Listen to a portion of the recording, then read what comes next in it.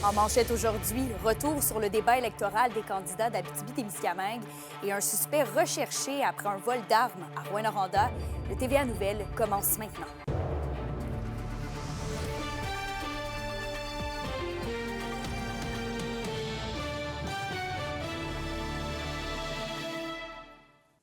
Seriez-vous prête à officialiser l'idée que vous seriez capable de briser avec le parti si jamais un projet ne correspond pas aux besoins de la région, ou si jamais un projet de loi est établi, mais ne correspond pas à ce que la région a de besoin ou qu'on est exclu en quelque sorte de ce fameux projet de loi-là? Merci. Pour moi, je travaille pour les citoyens ici. Je ne travaille pas pour le parti. Je suis membre du parti, mais les citoyens ici, je travaille pour eux. Bonjour tout le monde. Bon, vous venez d'entendre un extrait du débat des candidats dans la circonscription d'Abitibi-Témiscamingue qui s'est tenu hier soir du côté de l'UQAT à Rouyn-Noranda. Et Olivier, ça a été un débat plutôt calme, mais il y a quand même eu quelques échanges corsés. Oui, Camélia, les candidats ont pu faire valoir leurs préoccupations sur divers enjeux en lien avec la région, en plus d'une période de face-à-face. Chez les libéraux, le candidat Jonathan Anderson a notamment abordé des problématiques dans la région, notamment le manque de logement, l'état des routes et l'exode des jeunes. Il en a d'ailleurs profité au passage pour lancer une flèche au député bloquiste sortant Sébastien Lemire à ce sujet. Il lui a notamment réprimandé les problématiques en mentionnant que M. Lemire regarde le match, commente le jeu, mais n'est jamais sur la glace. Tout ça amenait à un échange plutôt animé. On écoute d'ailleurs les deux candidats s'échanger sur ce sujet. Vous avez fait des reports, c'est bien, mais qu'est-ce que vous avez livré concrètement pour la région durant ton temps? En tout respect pour votre arrogance, je vais quand même prendre le temps de répondre que ça fait 10 ans que vous êtes au pouvoir. 10 ans que les libéraux sont au pouvoir et vous n'avez pas créé des programmes qui permettent de construire du logement. Ça fait 30 ans que le fédéral n'investit plus dans le logement. Quand c'est temps d'investir, on a promis en 2016 des sommes pour la construction de logements. L'Ontario l'a eu tout de suite. Le Québec l'a eu en 2020. Et Olivier, ça a aussi permis de connaître un peu plus le candidat conservateur Steve Tardif, lui qui était discret depuis le début de la campagne. Oui, Camélia, nous avons pu en connaître un peu plus sur celui qui tente de se faire élire sous la bannière conservatrice. Il a notamment fait valoir ses idées qui étaient en lien avec les lignes directrices du parti. Il n'a pas vraiment dérogé durant tout le débat. Il a souvent abordé la construction de 2,7 millions de logements ou encore la réduction de 25 % de la bureaucratie. Comment voulez-vous, de manière crédible, proposer des coupures au niveau du revenu puis des recettes de l'État, tout en permettant une stabilité du budget dans le premier mandat, en fait, en quelque sorte de 70 %? Merci. Oui, le gouvernement conservateur s'engage à diminuer de 25 % toute la paperasserie gouvernementale. Ça, c'est beaucoup d'argent qu'on va aller chercher. Après ça. D'ailleurs, Camélia, le candidat conservateur, s'est éclipsé rapidement après le débat. On n'a pas pu obtenir de réaction de sa part. Il avait aussi récemment décliné nos demandes quant à une entrevue en studio pour se présenter. Reportage complet au TVA à 18h. Merci, Olivier. Au plaisir. Bon, ensuite, la Sûreté du Québec recherche un suspect après un vol d'armes et une introduction par effraction au magasin Canadian Tire à Rouyn-Noranda. Les événements sont survenus vers 6 heures ce matin. L'homme aurait été aperçu dans les environs du quartier Notre-Dame, ce qui a mené à un déploiement policier. Mais la SQ nous confirme qu'il n'y a aucune menace envers la population. Le corps policier poursuit son enquête. Et sur un autre sujet, en cette semaine nationale du don d'organes, la Fondation du Rhin annonce les marches prévues en région qui visent à financer la recherche et aussi sensibiliser la population sur l'importance du don d'organes. Elles auront lieu à Lassar, Rouyn-Noranda et Val-d'Or à l'automne prochain pour un objectif total de 60 000 $. Un don d'organes peut sauver jusqu'à 20 vies, rappelle la Fondation, en donnant, oui, les organes, mais aussi les tissus. Et on poursuit avec le gouvernement du Québec qui a signifié son intérêt hier d'aller de l'avant avec l'interdiction du téléphone cellulaire dans les écoles, une mesure qui ne serait pas simplement applicable dans les classes, mais aussi à la cafétéria, sur l'heure du dîner et pendant les pauses.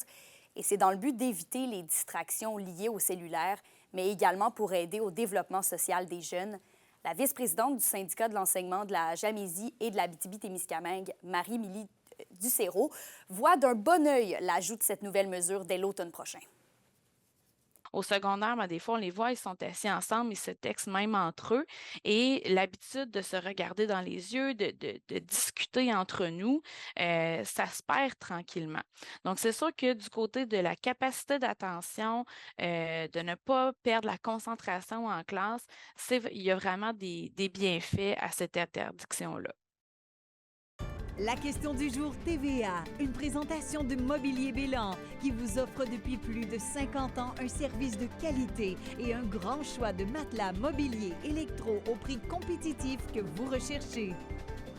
Et à la question du jour, on vous demande, êtes-vous en faveur de l'interdiction des cellulaires en classe? Pour voter et commenter, rendez-vous au tvaabitibi.ca.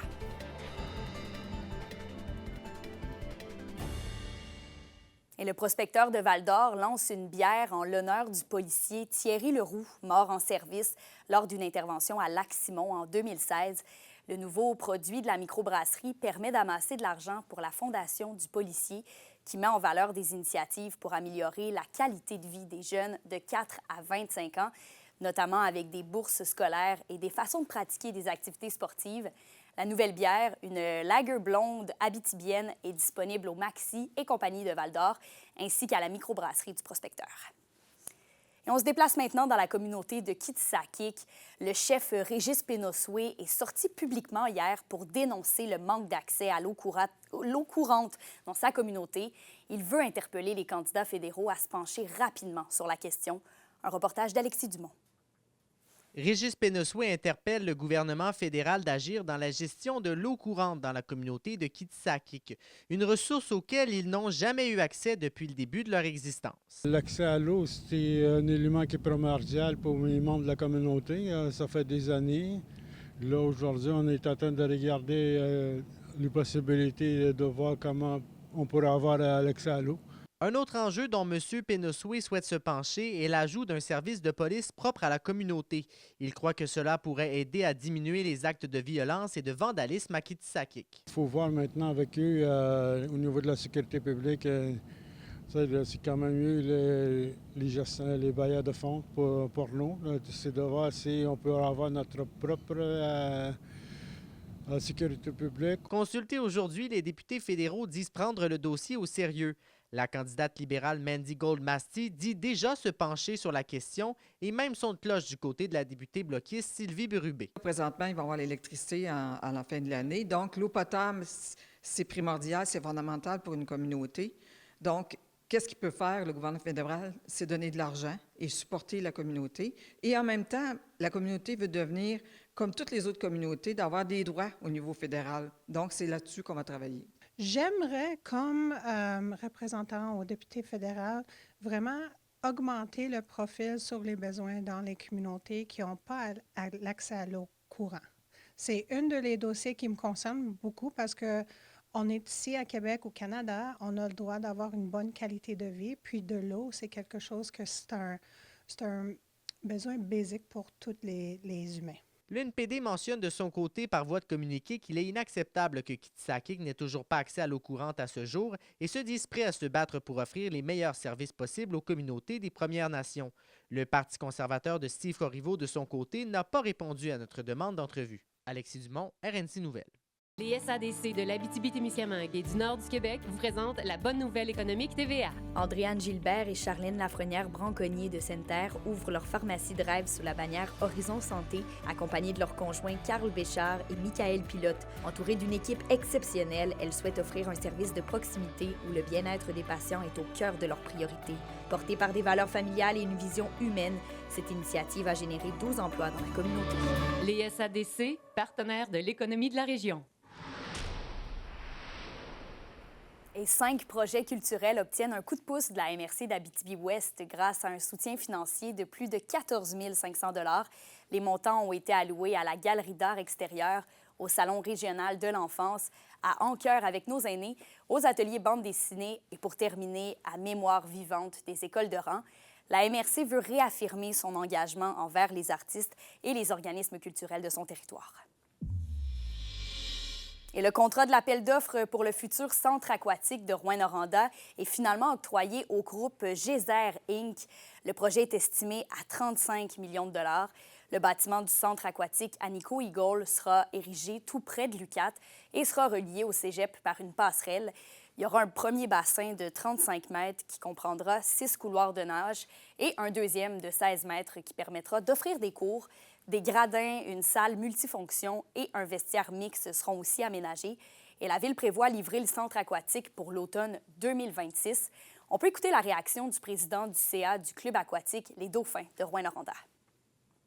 8 couloirs auraient permis de, c'est sûr, mieux répondre aux besoins, là, mais en même temps, là, on est dans un autre enjeu. On a un bassin qui se fait vieillissant, qui est littéralement au-delà de sa durée de vie utile. On a un cégep qui fait des pieds et des mains, qui fait des miracles pour assurer que ce bassin-là continue, qu'on ne soit pas en rupture de service. Alors de voir que le projet actuel, là, dans sa forme actuelle, prend forme et va de l'avant, ça peut juste être une nouvelle positive pour nous, mais pour l'ensemble des citoyens de la Ville, évidemment.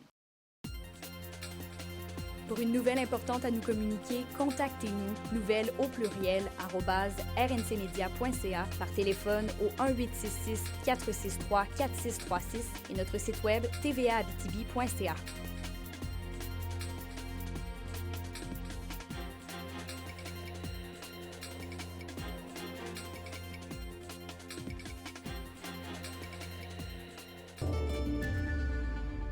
Et à la météo, on aura du soleil aujourd'hui partout en région avec des températures de 10 degrés Celsius du côté de l'Abitibi et de 11 degrés au Témiscamingue.